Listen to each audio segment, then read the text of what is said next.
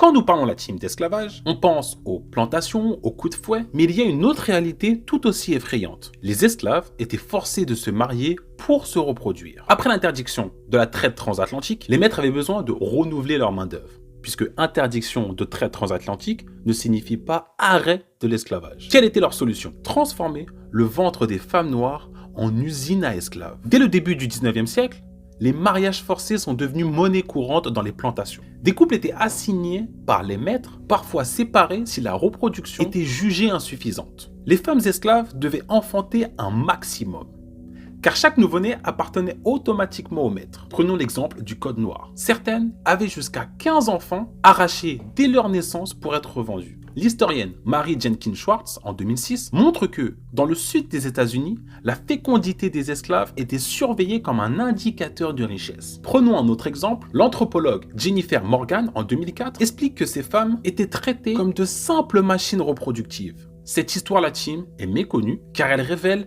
l'un des pires visages de l'esclavage, le contrôle total du corps des esclaves jusqu'à leur capacité à donner la vie. Partagez cette vidéo et commentez pour que cette réalité ne soit pas oubliée, car la mémoire est la meilleure arme contre l'oubli.